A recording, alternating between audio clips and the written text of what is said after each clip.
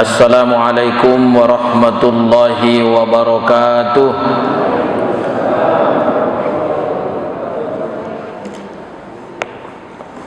Alhamdulillahilladzi hadana lihadza wa ma kunna linahtadiya laula an hadana Allah. Asyhadu an la ilaha illallah wa asyhadu anna Muhammadan abduhu wa rasuluh. Allahumma salli wa sallim wa barik ala sayyidina Muhammadin wa ala alihi wa sahbihi wa wala. Amma ba'du, faqala Allah subhanahu wa ta'ala, a'udzu billahi minasy syaithanir rajim. Ya ayyuhan nasu ittaqu rabbakum wakhshaw yawman la yajzi walidun 'an waladihi wala mauludun huwa jazin 'an walidihi syai'a. Inna wa'dallahi haqqun fala taghurrannakumul hayatud dunya wala yaghurrannakum billahil gharur. Shadaqallahul azim. Bapak Ibu hadirin dan hadirat, tuan-tuan guru terutama para orang tua yang kita muliakan, alhamdulillah kita sampaikan segala puji dan syukur kehadirat Allah subhanahu wa ta'ala atas limpahan rahmat dan nikmatnya yang tidak terhingga. Hari ini, malam ini kita masih diberikan kesehatan, kekuatan dan kesempatan sehingga kita dapat hadir di masjid ini mengikuti rangkaian ibadah dan acara sebagaimana yang sudah biasa kita lakukan. Salawat dan salam kita sampaikan kepada Nabi kita Muhammad sallallahu alaihi wasallam, juga kepada sahabat, keluarga dan seluruh pengikutnya. Mudah-mudahan kita nanti mendapat syafaatnya di yaumil mahsyar. Allahumma salli wa sallim alaihi wa alaihim ajma'in. Mari kita antar kajian kita pada malam ini dengan membaca atau menyimak firman Allah subhanahu wa ta'ala dalam surah Al-Mu'minun ayat 12 sampai ayat 14. A'udzu billahi minasy syaithanir rajim. Bismillahirrahmanirrahim. Wa laqad khalaqnal insana min sulalatin min tin thumma ja'alnahu nutfatan fi qararin makin thumma khalaqnal nutfata 'alaqatan fa khalaqnal 'alaqata mudghah fa khalaqnal mudghata 'idhaman fakasawnal 'idhama lahman akhar fatabarakallahu ahsanul khaliqin. Shadaqallahul azim. Artinya, dan sesungguhnya kami menciptakan manusia dari saripati tanah, kemudian kami jadikan saripati dari tanah itu menjadi nutfah, kemudian kami jadikan setelah nutfah itu menjadi alaqah, dan kami jadikan alaqah itu menjadi mudghah, dan kami jadikan mudghah itu menjadi lahman atau diartikan daging. Maka kami aizaman, tulang, dan kami bungkus tulang itu dengan daging, kemudian kami buat lagi dia dengan makhluk yang lain atau menjadi manusia yang sempurna. Demikianlah Allah Maha Suci, sebaik-baik pencipta. Hadirin yang dimuliakan Allah, ayat-ayat ini selain Allah menceritakan asal kejadian manusia itu, dan ini sudah biasa dijelaskan oleh guru-guru kita tentang proses penciptaan manusia, baik itu dari segi ilmu kedokteran maupun ilmu-ilmu yang lainnya. Tapi kita melihat hari ini atau malam ini dari sisi lain, ketika Allah menyebutkan lafaz-lafaz atau kata-kata yang ada di dalam ayat-ayat ini, ada isyarat-isyarat yang harus kita tangkap, pesan-pesan yang harus kita pahami dari bentuk kalimat-kalimat ini. Pertama, kita melihat dalam periode-periode yang disebutkan oleh Allah dalam ayat-ayat ini, mulai daripada sebutan ada nutfah yang diartikan dengan sperma, itu semua ya dalam bentuk nakirah kalau bahasa Arabnya. Jadi bentuk kata itu kalau dia kalimat isim ada nakirah, ada makrifah. Kalau nakirah itu artinya sesuatu yang tidak dikenal. Kalau makrifah itu sesuatu yang sudah dikenal. Jadi bedanya diantaranya atau tanda-tandanya diantaranya ada pakai alif lam. Jadi ada kata itu seperti rojulun. Rojulun itu artinya laki-laki, tidak disebut siapa dia, dan itu tidak diketahui siapa yang dimaksud laki-laki itu, rojulun. Tapi kalau ditambah dia dengan ada alif dan lam, maka dia bermakna laki-laki yang dikenal. Ar-rajul, ustadzun.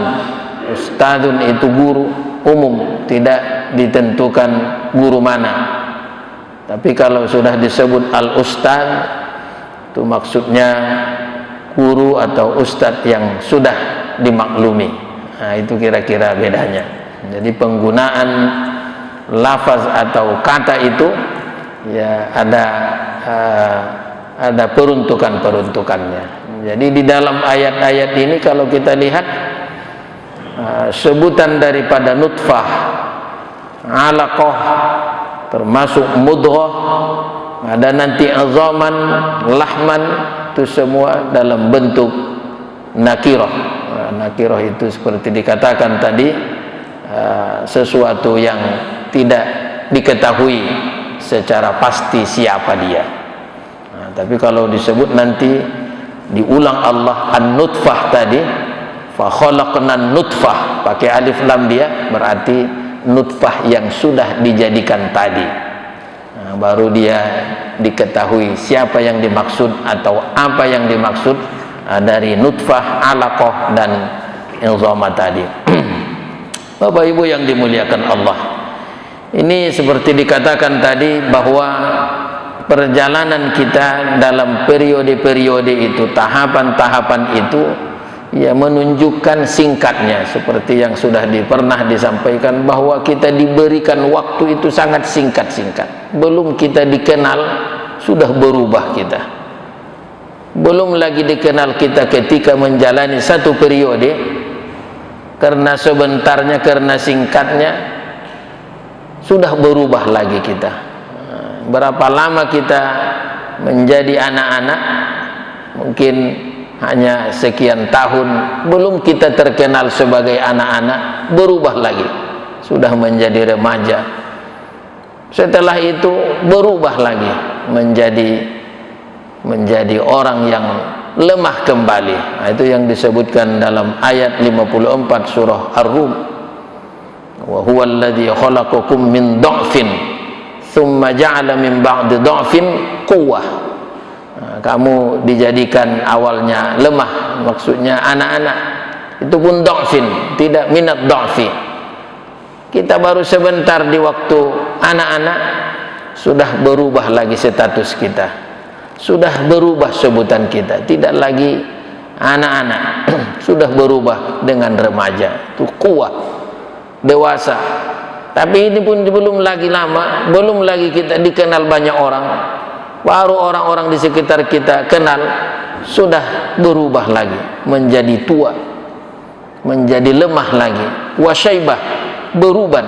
Dulu lemahnya masih hitam rambutnya, tapi lemah kedua, periode yang sudah kedua, yang kedua sudah lemah kembali, itu ada lagi tambahan, banyak penyakit. Rambut berubah, kulit berubah, semuanya berubah. Nah, kemudian setelah itu berubah lagi, tidak lagi seorang yang lemah dan tua. Summa innakum ba'da dzalika lamayyitun. Setelah sebentar di masa tua sudah berubah lagi menjadi mayit. Nah, jadi kita sebentar lagi menjadi mayit. Maka Allah katakan summa innakum ba'da dzalika lamayyitun. Setelah kamu berubah begitu sampai kepada perubahan yang terakhir di masa hidupnya, menjadi tua, renta, sakit, tak bergerak lagi, harus ditolong orang. Kemudian setelah itu summa innakum ba'da dzalika lamayyitun. Kemudian setelah itu kamu menjadi sebutan mayit, tidak lagi sebutan-sebutan yang lain. Hilang gelar-gelar yang kita capai dengan penuh dengan perjuangan. Kalau sudah mati, ya dia menjadi hilang gelarnya, tinggal almarhum. Ada juga satu-satu dalam mendoa disebutkan gelar-gelarnya. Allahumma ighfir li profesor, doktor, ya MA dan sebagainya. Tapi itu tidak biasa itu. Kalau berdoa jangan sebutkan gelar, nanti makin ditolak doanya itu. Jadi tidak bagus. Lebih bagus disebutkan kita berdosa. Begitu Rasulullah mengajari kita. Allahumma anta rabbi la ilaha illa anta khalaqtana wa nahnu ibaduka wa nahnu ala ahdika wa ahdika mastata'na na'udzubika min syururi ma sana'na nabu'u laka bi ni'matika alayya wa nabu'u bi dzambi bi dzunubina. Itu kalau jamak. Abu'u laka bi ni'matika alayya wa abu'u bi dzambi. Itu kan mengaku banyak dosa, mengaku banyak kesalahan, mengaku lemah, mengaku kita tidak punya apa-apa. Maka banyak kesalahan kita ketika berdoa, apalagi doa nasional, itu menyebutkan sederetan nama-nama pejabat. Hadir bersama kami presiden, wakil presiden, menteri-menteri, kabinet ini dan sebagainya. Itulah membuat doa kita itu kurang diijabah oleh Allah, karena menyebut jabatan, kedudukan, termasuk gelar-gelar. Jadi ayamnya katanya kalau sudah mati banyak gelarnya. Waktu hidup tak ada gelar ayam, tapi sudah mati baru banyak sebutannya. Ayam penyet, ayam goreng, kan begitu katanya. Jadi ayam ini setelah mati baru banyak gelarnya. Kalau kita di masa hidup, alhamdulillah banyak gelarnya. Sudah mati tinggal satu lagi, Allahu yarham. Itu bertingkat-tingkat juga itu. Ada mendiang, itu rendah itu. Ada almarhum, ini pun agak rendah itu. Ada rahimahullah, wah itu sudah agak tinggi itu. Ada radhiyallahu anhu, itu paling tinggi. Inilah para sahabat. Jadi kalau model kita ini, janganlah dulu dibuat radhiyallahu anhu. Itu seolah-olah kepastian bahwa dia telah diridhoi Allah. Karena sebutannya dengan menyebut bentuk kata kerja yang sudah lewat, telah. Makanya sebagusnya kita tidak menyebut rahimakumullah, tapi yarhamukumullah. Begitu. Karena penggunaan rahimah itu yang sudah mati, walaupun memang itu dibiasakan ustadz rahimakumullah katanya, menggunakan kata kerja yang sudah lewat itu umumnya kepada orang yang sudah mati. Rahimahullah itu yang sudah wafat baru sebutkan. Tapi kalau masih hidup dia yarhamuka, kan begitu. Kalau ada orang bersin, dia sebutkan alhamdulillah, kita jawab, kita doakan dia, yarhamukallah. Begitu juga lah kalau kita seperti ini, ya bapak-bapak dan ibu-ibu, yarhamukumullah. Begitu sebagusnya. Jangan rahimakumullah. Jadi itu kalau ada ustaz mengatakan rahimakumullah, jadi dianggapnya seperti yang sudah mati lah bapak-bapak dan ibu-ibu itu. Kira-kira begitu kalau dalam penggunaan bahasa. Memang kita ini mayit semua ini. Innakum ba'da dzalika lamayyitun. Setelah kamu melalui periode-periode itu tadi, mulai dari nutfah, alaqah sampai mudghah, ya dibungkus kita dengan daging yang padat, nanti berubah menjadi mati kita. Setelah itu tsumma innakum yaumal qiyamah tub'atsun. Setelah kamu nanti mati dan berada nanti di hari kiamat, setelah nanti di hari kiamat tub'atsun, kamu kembali lagi hidup, dibangkitkan lagi kamu, dan ketika itu disitulah kita ya dilihat siapa yang hina, siapa yang mulia. Yauma yub'atsun yauma la yanfa'u malun wala banun. Ketika nanti hari berbangkit, tidak ada lagi berguna harta maupun anak-anak. Yang hanya berguna adalah amal dan hati yang datang kepada Allah dengan bersih, dengan salim, sejahtera. Illa man atallaha biqalbin salim. Wala tuhzina yaumal qiyamah. Ya Allah, janganlah buat kami hina di hari kiamat. Di hari itu akan semua orang hina kecuali, ini berarti lebih banyak yang hina daripada yang mulia. Yang tidak hina, yang mulia hanyalah orang-orang yang punya qalbun, yang punya hati, yang hatinya salim, ya, hatinya bersih, hatinya sehat, hatinya ya tidak kotor. Bapak Ibu yang dimuliakan Allah, kita sebagai orang yang beriman, ya, kita harus melakukan ya suatu upaya untuk menjadikan keberadaan kita dalam tahapan-tahapan itu menjadi orang yang baik. Ya, perubahan kepada diri kita ada disebut dalam Al-Quran. Kita disuruh untuk musaraah, supaya kita segera, supaya kita dalam hidup ini cepat, segera kita.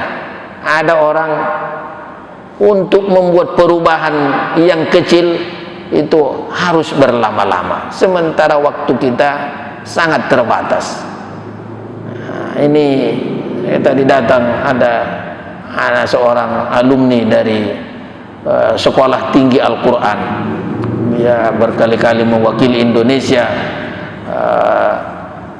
musabaqah tingkat internasional tahfizul Quran atau hafizul Quran 30 juz. Jadi saya menasihati dia supaya buat segera perubahan. Artinya buat pendidikan itu punya program yang cepat. Jangan kita didahului orang. Kita dalam berbuat baik ini, kalau kita berlama-lama didahului orang kita. Kita berniat besok akulah melakukan ini, tapi belum kita lakukan sudah didahului orang. Maka Allah menyebutkan supaya kita bersegera, supaya kita cepat dalam berbuat baik itu. Kalau ibaratnya kendaraan, kalau ada orang berkendaraan lari 100, ya buatlah di atas lari 100, supaya jangan didahului orang. Tidak pun ada orang kawan kita berlomba, tapi kita perlu cepat sampai kepada tujuan. Itu namanya musyawarah. Kalau ada orang selalu terlambat, sudah dia pensiun, mohon maaf, setelah dia tidak berdaya lagi baru dekat dia dengan Allah, dibatasi oleh kemampuan dia, ini ya selain memang tidak baik, dan itu sudah masuk kategori orang yang dicela Allah. Fir'aun itu ada mengatakan husnul khotimahnya sebetulnya dia itu. Kenapa? Karena dia pun memang bertaubat juga dia. Setelah megap setelah mau tenggelam bertaubatnya dia. Amantu katanya, aku beriman. Jadi kalau ada orang sudah sesak napas baru bertaubat, itu mirip Fir'aun sebetulnya itu. Mohon maaf lah. Ya kan, sudah lemas dia, sudah tak ada lagi dayanya, barulah dia bertaubat. Gimana Pak? Alah, apalagi katanya, apapun tak bisalah, ya daripada tidak, baguslah bertaubat katanya. Ya kira-kira begitu. Walaupun mudah-mudahan tidaklah seperti Fir'aun dia, tapi gayanya itu sudah gaya yang tak baik itu. Nah, jadi ada mengatakan husnul khotimah, padahal suul khotimahnya Fir'aun itu. Karena Allah tidak terima lagi. Allah katakan, al-ana, apakah sekarang baru kau bertaubat, baru beriman, kan begitu kata Allah. Wa qad asaita qablu, yang selama ini kau terus-menerus berbuat maksiat, wa kunta minal mufsidin, dan kau adalah orang yang berbuat kerusakan. Nah, jadi itu walaupun tak disebut lagi tak kuterima, nah itu dalam tafsir sudah disebut tak diterima Allah lagi itu. Jadi kalau ada orang mengatakan Fir'aun itu husnul khotimah, itu sebetulnya paham sesat itu. Nah, atau mungkin dia ya tidak membaca lanjutan ayat tadi. Nah, ada juga mengatakan iblis itu paling murni tauhidnya katanya. Iblis itu paling bertauhid katanya. Disalahkannya malaikat yang mau sujud kepada Nabi Adam. Jadi salah itu malaikat katanya. Karena mau sujud kepada Nabi Adam, padahal yang sujud itu yang boleh hanya kepada Allah. Fasajadu, mereka semua sujud kepada Nabi Adam, illa iblis, kecuali iblis. Nah, kalau sampai di situ saja memang baguslah iblis itu tak mau sujud kepada Nabi Adam. Tapi di ujungnya kan Allah katakan aba wastakbaro wa kana minal kafirin. Nah, dia enggan, menolak, membangkang, wastakbaro, sombong, angkuh, wa kana minal kafirin, dia memang adalah kafir, bukan orang kafir karena dia bukan orang, dia iblis. Nah, iblis itu ada dua pendapat, ada mengatakan jin, ada mengatakan malaikat. Jadi iblis itu satu, yang banyak itu setan. Nah, iblis itu hanya satu, makanya tidak pernah kita lihat bentuk kata dari iblis itu jamak. Nah, dia selalu iblis, iblis, dimanapun dia letaknya tetap iblis. Berbeda dengan syaitan. Syaitan itu kadang ada sebutannya syaitan, kadang-kadang syayatin. Nah, kalau syaitan itu mufrad, satu syaitan, itu iblis lah itu. Tapi kalau syayatin, nah itu banyak. Nah, syaitan-syaitan itu bisa ya dimasuk di dalamnya jin, ya bisa juga ada manusia. Wa kadzalika ja'alna likulli nabiyyin aduwan syayatinal insi wal jinni. Demikianlah kami menjadikan, kata Allah, dalam kepada setiap nabi itu ada musuh-musuhnya. Siapa musuh-musuh nabi itu? Para nabi itu siapa musuh-musuhnya? Allah katakan syayatinal insi, syaitan-syaitan manusia, wal jinni, dan syaitan-syaitan jin. Jadi ada syaitan jin, ada syaitan manusia. Syaitan itu sifat. Jadi dia tidak nama khusus dari makhluk yang diciptakan Allah. Jadi dia sifat, perilaku. Jadi syaitan itu maknanya dari syatona. Syatona itu artinya ba'uda. Syatona ba'uda artinya jauh. Jauh dari apa? Jauh dari rahmat Allah. Jadi orang yang sudah jauh, menjauhkan diri dari rahmat Allah, itu makna harfiahnya syaiton, syatona. Nah, jadi orang yang membuat manusia jauh dari Allah itu syaitan itu. Makanya ada syaitan manusia, ada syaitan jin. Balik kepada kajian tadi, maka kita disuruh supaya musyarakah, segera kita, cepat kita. Apa yang bisa kita lakukan dalam periode kita ini? Periode ini kadang-kadang kan ada orang terlalu butuh dia adu 3 periode, padahal setengah periode pun kalau berbuat kita sudah banyak yang dibuat itu. Saya lama kali saya rasa 1 periode itu, padahal 3 tahunnya ketua BKM. Aku rasa karena tak ada tunjangannya itu. Kalau ada tunjangan itu jabatan ketua BKM, memang sebentar juga kita rasa itu 3 tahun. Tapi tak ada tunjangan, repetan orangnya yang ada, kritikan orangnya. Kalau sini enak, ini di komplek ini hampir sama pemikirannya. Tapi kalau sudah di perkampungan, oh itu yang payah nih. Mulai dari tingkat yang tak sekolah sampai profesor ada di situ. Jadi tidak mudah lah. Ini ada lagi mau kemarin didatangi saya. Kenapa itu harus berubah? Ditanya pula kenapa berubah? Padahal yang bagus itu pertanyaan, kenapa tak dirubah itunya? Saya datang ke madrasah itu dulu, sudah 30 tahun madrasah kalian itu, saya bilang, tak ada di situ satu lembar pun keramik, ku bilang. Sekarang sudah bagus, dipertanyakan pula lah. Jangan-jangan mau dikuasainya itu katanya. Tunjukkan sertifikat wakafnya. Ini sertifikat wakafnya. Kalau sudah wakaf begini, jangankan Sultan Syahrir, ku bilang, gubernur pun tak bisa mengganggunya ini, ku bilang. Karena kalau sudah wakaf itu milik Allah. Kalau ada orang mengganggu wakaf, tengok bawalah, itu tak bagus matinya itu. Kalau sudah diganggunya wakaf, itu tak ada bagusnya itu lagi, matinya itu nanti.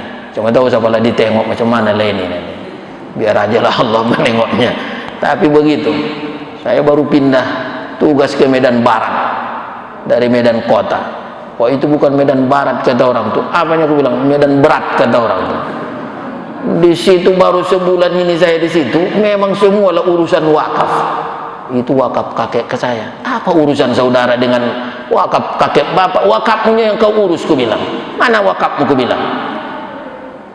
Ada masjid di belakang hotel Emerald Garden itu. Ada itu yang sudah dipindahkan. Memang memindahkannya itu salah aja. Tapi kalau sudah dipindahkan, sudah istibdal, berarti kan sudah diganti rugi oleh yang mengganti. Jangan lagi diganggu-ganggu itu. Tapi itu dipertahankan juga. Di malam menelpon, aku dari aliansi jamaah. Mana ada aliansi jamaah? Jamaah lah aku bilang. Ada aliansi umat, hanya mempertahankan satu masjid. Manalah masjid yang kita bangun, saya bilang. Marah-marah juga lah saya. Di Medan ini kurang 2000 lagi masjid, Pak. Biar tahu Bapak, kurang lagi 2000 lagi masjid kita. Karena masjid kita hanya 1100. Itu yang besar sampai yang kecil. Nah, yang paling besar paling muat 5000. Mungkin Masjid Agung muatlah 10.000. Tapi yang kecil hanya 100 kadang-kadang. Masjid inilah yang mungkin 1000 muat. Kalau 500 rata-rata kapasitas masjid kita di Medan ini kali 1100 itu berarti hanya bisa menampung 550.000 jamaah. Sementara umat Islam di Medan ini ada 1,5 juta, berarti ada lagi 1 juta lagi yang tidak punya masjid. Nah, jadi bagaimana kita ini maunya setiap satu ustadz menggerakkan jamaah lah, membuat satu lagi masjid dari dia. Saya tetap ingatin macam mana hebatnya Gus Nur, tapi ditangkap pula dia karena mungkin dari cakapnya, bukan karena yang lainnya. Dia itu bercita-cita mendirikan masjid 1000, walaupun tak jadi 1000, tapi cita-citanya itu luar biasa lah itu. 1000 mau dia bangun. Nah, waktu pernah kami jumpa, yaitu sudah 64, 1 tahun ini siap 64 kiai katanya.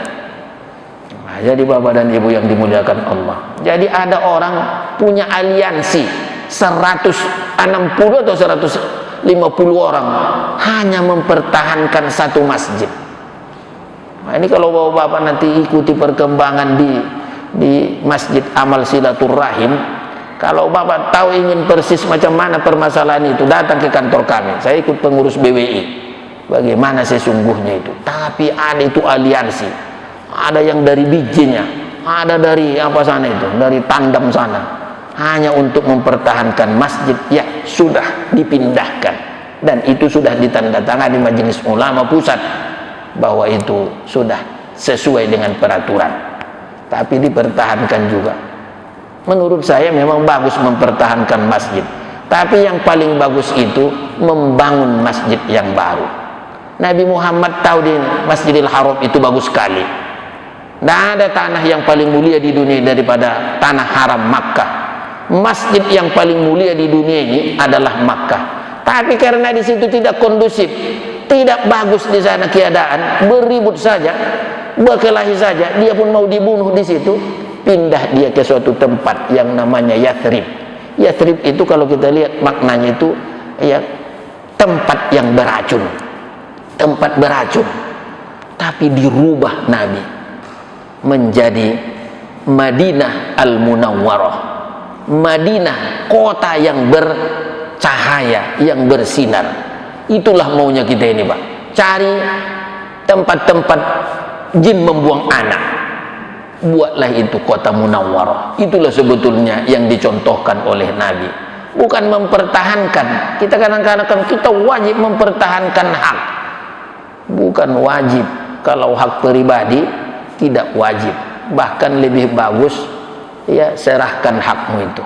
Kecuali ada hak Allah di situ. Kalau hakul adami, hak murni manusia, ya silakan sajalah diambil orang. Salah satu jabatan lah. Kau jangan lagi ketua BKM, boleh silakanlah ambil. Itu hak pribadi lah itu. Jangan kau harus mempertahankan hakmu. Tidak pala wajib mempertahankan hak kita. Nah, tapi kalau hak Allah ada di situ, diri kita ini ada hak Allah, kalau itu wajib dipertahankan. Harta kita itu ada di situ hak Allah, wajib pertahankan. Tapi kalau jabatannya, lepaskan sajalah kalau ada orang yang mau. Nah, cuma dengan syarat dia lebih baik dari kita. Jadi kajian tadi kita ini harus cepat, harus segera. Kalau bisa berubah satu hari, jangan tunggu seminggu. Ini seperti motivator pula saya ini. Yang kedua, ada perintah kepada kita supaya kita menjadi orang yang selalu berlomba. Berlomba. Kalau tadi cepat, lari jalan kita itu lari 200 kalau ada. Kemudian kita harus lebih cepat dari orang lain. Jadi kita selain disuruh cepat, kemudian disuruh lebih cepat dari orang lain. Bukan maksudnya tetangga kita, tapi orang lain, minhum, dari mereka, bukan minkum. Itulah yang menjadi persoalan kita sekarang. Lebih cepat orang dari kita. Kalau bapak-bapak dengar nanti macam mana pembagian atau pencairan dari anggaran-anggaran yang dialokasikan untuk kepentingan umat, di situ kita selalu terlambat kata mereka, baik itu di Pemprov maupun di Pemko. Mungkin begitu juga lah di pemerintahan pusat, kita selalu lambat. Persyaratan-persyaratan yang kita miliki untuk mendapatkan yang seharusnya menjadi hak kita selalu terlambat. Bapak-bapak dan ibu-ibu, ketika kita cari rumah ibadah, baru dapat kita bantuan nanti suatu saat, harus ada IMB-nya. Kalau sudah cerita IMB, harus ada alas hukumnya. Begitu juga lah wakaf-wakaf ini pun. Kalau sampai nanti dibangun tol di tengah kota, diperhitungkan lebih 100 kena masjid kita. Kalau ketika nanti diganti itu, selalulah itu gantinya ganti rugi. Padahal mestinya ganti untung, kan begitu itu. Jadi kalau dipindahkan rumah ibadah yang punya syarat, maka dia harus lebih besar dan lebih bagus. Itu syaratnya itu. Tapi kalau hanya diganti berapa NJOP-nya di sini, aturan 5 juta, itu biasanya dibuat 3 juta. Begitulah dapat kita. Apalagi yang memang tidak ada surat-suratnya. Banyak masjid kita, khususnya di Deli Serdang ini, banyak sekali Deli Serdang masjid, jangankan surat, iya kan? Ya, BKM-nya pun tak ada, berkelahi orang di situ. Macam mana namanya pun tanah garapannya. Rumah Tuhan dibuatnya tanah garapan, tapi rumah dia pakai sertifikat. Itu kan aneh itu Pak ya. Dibuatnya lah surat pakai tanah garapan lah. Malu juga kita tuh. Maka ada orang pengembang yang matanya lebih cipit dari sana. Apa katanya? Jangankan rumah lo katanya, rumah Tuhanmu pun kubongkar katanya. Begitulah kata Dr. Abdul Hakim Siagian, yang dia adalah advokat terkenal itu ya. Kebetulan kami satu komisi di Majelis Ulama Provinsi Sumatera Utara. Begitulah katanya sama kita, Ustaz, katanya, jangankan rumah lo katanya, rumah Tuhan lu pun kupindahkan katanya. Nah, itulah kalau bapak-bapak, kira-kira marilah kita ya pahami ayat ini, bahwa kita selain memang sebentar waktunya dalam periode-periode ini, tidak usah menuntut periode 3, ini kadang-kadang harus 3 periode katanya. Kalau yang tak adanya dilakukan cukuplah setengah periode. Kalau bisa tak usah sampai tahun 2024. Maksud saya ada orang begitu, bukan di sini, di sana itu. Kemudian marilah kita menjadi manusia yang musyarakah, cepat berjalan ini, membuat para orang cepat.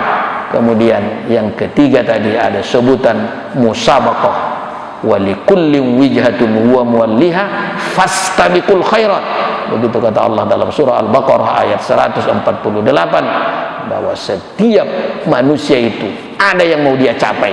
Oleh karena itu kamu juga harus berlomba dengan dia. Kira-kira begitu makna ayat itu. Semua ini ada mau capaiannya, orang lain ada capaiannya, ada yang mau dia capai. Oleh karena itu fastabiqul khairat, berlombalah kamu untuk mendapatkan atau mencapai kebaikan ini. Mohon maaf, mudah-mudahan ada manfaatnya. Hadanallahu wa iyyakum. Wassalamualaikum warahmatullahi wabarakatuh. Alhamdulillahirabbil alamin. Wassalatu wassalamu ala asyrafil anbiya'i wal mursalin wa ala alihi wa sahbihi ajmain. Allahumma lakal hamdu bil Islam, Allahumma lakal hamdu bil iman, Allahumma lakal hamdu bil Quran, wa lakal hamdu bil ahli wal mal. Allahumma inna nasta'inuka wa nastahdik. Allahumma ighfir lana wa liwalidayna wa li amwatina wa li amwatil muslimin. Allahumma hdina bi hidayatil Qur'an waj'alil Qur'ana nura sudurina wa rabi'a qulubina wa qurrata a'yunina. Rabbana atina fid dunya hasanah wa fil akhirati hasanah wa qina adzabannar. Walhamdulillahi rabbil alamin. Taqabbalallahu minkum.